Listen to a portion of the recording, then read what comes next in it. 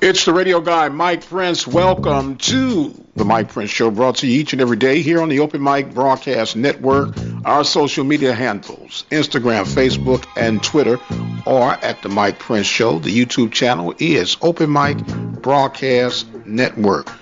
Our website, obnradio.com, the 24-hour dial-in message line, 713-570-6736. And also want to let you know that you can check us out on Spotify at The Mike Prince Show. And without any further delay, we'll jump right into today's episode. Today's episode made possible by attorney Lee Van Richardson, located at 1047 Austin Street. Give him a call today at 979-826-8008. Attorney Lee Van Richardson in Hempstead, Texas. Well, we'll get right into this thing. A lot of you responded on the positive side to the Kerrick Jackson interview on yesterday.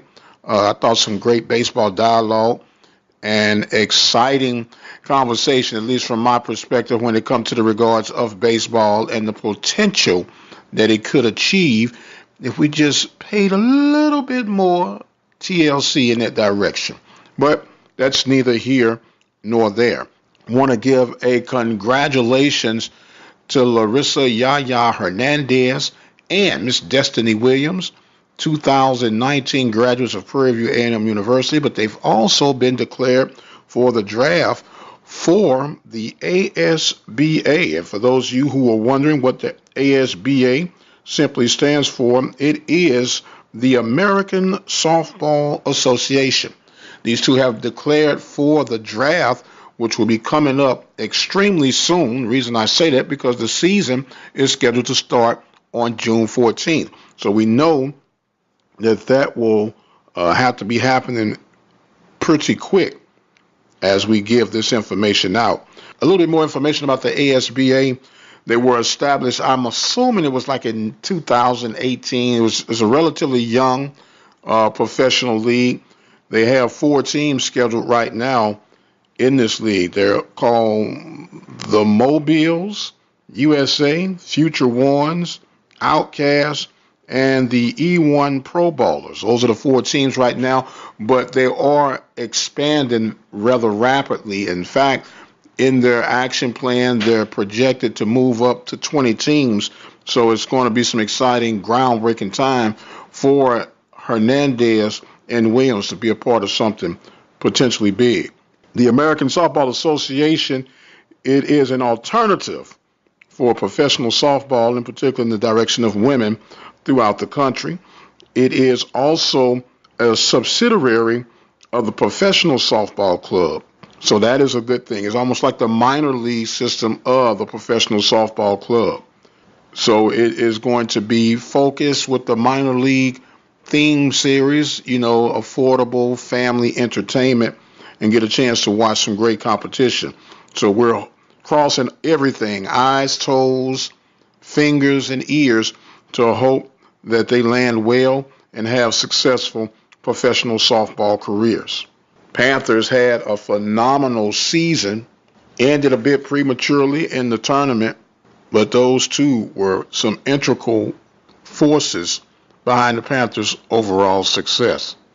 So we wish you well, ladies. Go out there and make us PV proud. Well, FAMU has fallen on some rough patches in the road of late. The NCAA has somewhat lowered the boom.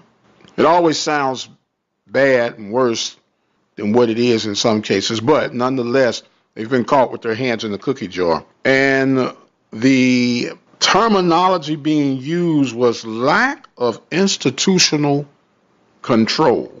There are about 5 sanctions that FAMU was hit up with, saying it did not monitor its athletic program. As a result, it created some problems for Rattler Nation. Once the NCAA D1 committee had came out with their infractions, the following things were found to aid in that lack of control.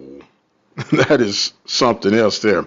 Number 1, they failed to adequately monitor and control athletic certification. Number 2, Properly applied academic certification legislation was something they fell short in as well.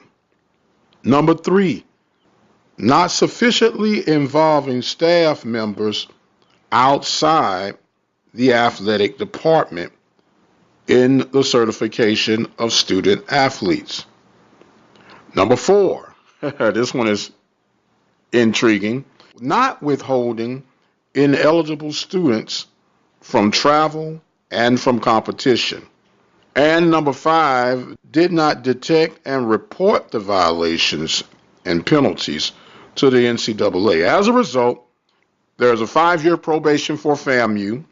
FAMU did step up to the plate and created some self-imposed restrictions, if you would, for 2019-20. No postseason play for football, baseball, men's basketball, men's track and field, women's basketball, volleyball. It was also going to vacate the records in which the student athletes competed while ineligible. So a lot going on.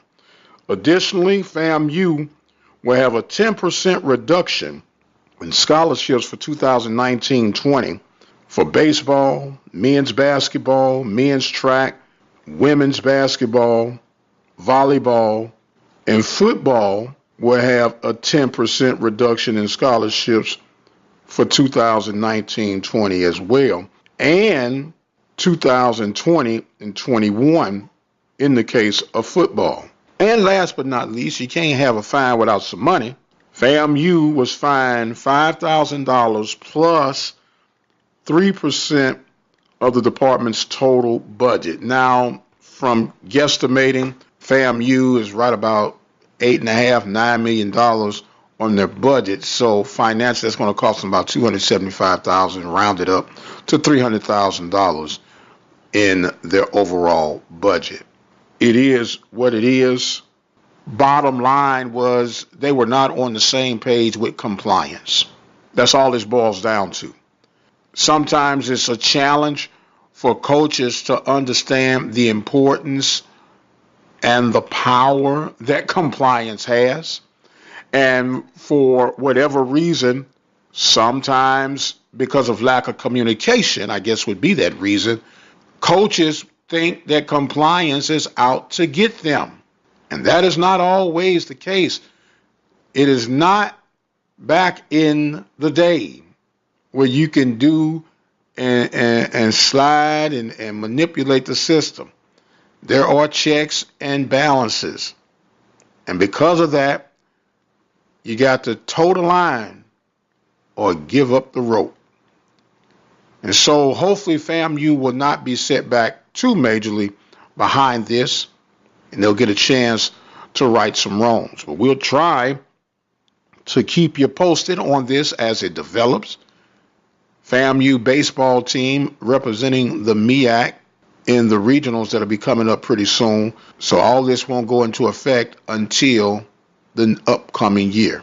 It is what it is. And speaking of it being what it is, North Carolina A&T and Southern University will be meeting in Chicago for the first ever HBCU Baseball World Series. And I'm truly, truly excited to see how that thing unfolds.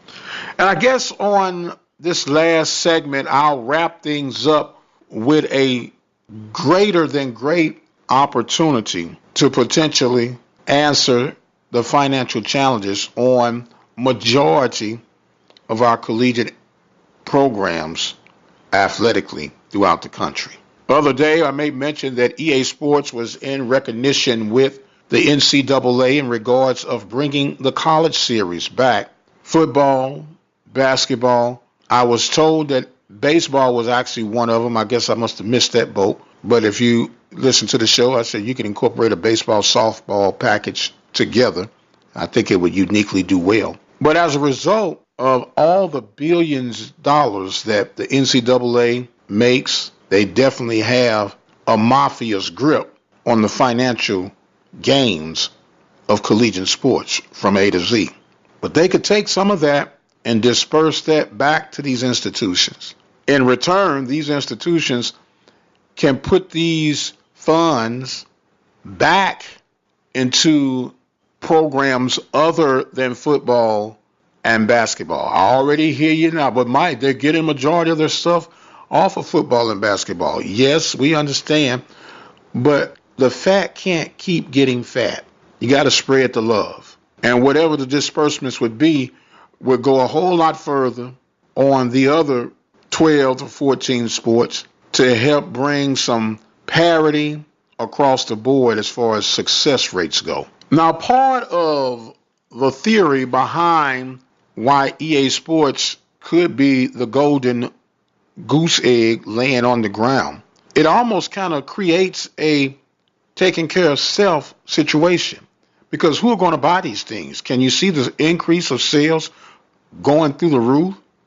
Because now every kid who's playing collegiate football, you know they're going to make the purchase.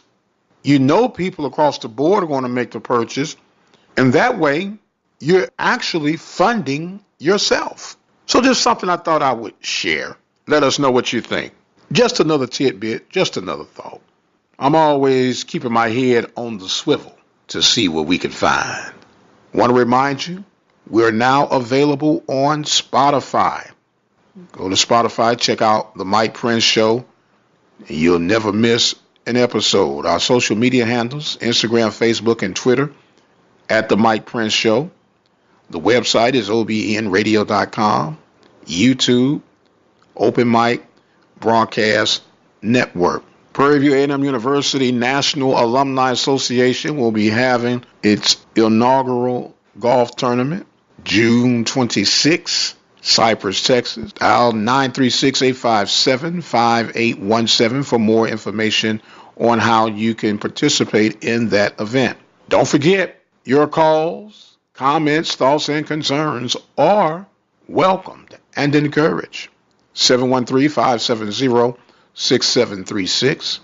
Drop us a line. I have run out of time for today, and I'm going to exit stage left. I am the radio guy, the Dr. Mike Prince.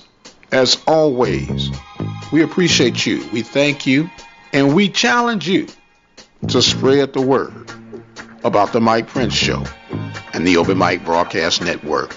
And until the next time, you guys be blessed, and we'll see you on the other side.